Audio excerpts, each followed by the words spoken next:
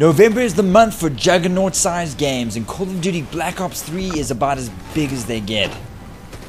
Around 12 million people still play Black Ops 2, so you have to imagine Black Ops 3 is going to have a pretty big fan base. Treyarch have decided to lead the game in the futuristic setting just like they did with Black Ops 2. The only question is, was it the right move?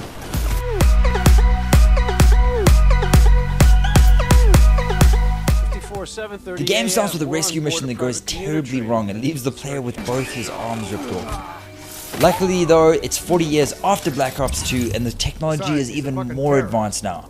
The player gets not only 2 new robotic arms, but a chip in his head known as the DNI system. If you've seen the movie Source Code, the game follows a pretty similar plot, except there's way more twists thrown in, and there's even like a bit of a Terminator vibe happening, which I think is fantastic.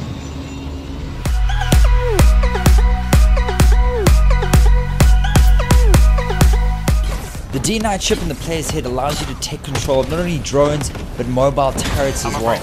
It's a nice little twist on the gameplay because it breaks up the solid gunplay with some cool vehicles and some aerial combat.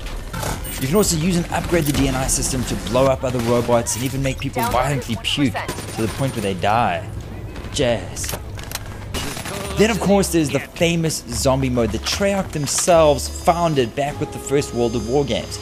Once again, the zombie mode is perfection. They really do know how to nail that zombie gameplay. The zombie mode even has its own storyline, and it's got some seriously big actors in it, such as Jeff Goldblum and Heather Graham. And last but not least, the multiplayer. Wall running has been added, as well as power sliding, which allows for some very memorable moments, such as this one. Spotter kill.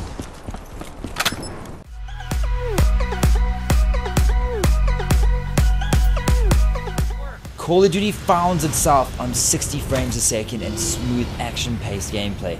And the visual presentation in Call of Duty Black Ops 3 is just that. 60 frames without any hiccups and massive crazy explosions all over the place. But they've put special attention to detail in their character models. By far the best looking character models in a Call of Duty game to date. And it all comes together nicely to make one really impressive visual experience. That coupled with powerhouse sound, you got yourself a party!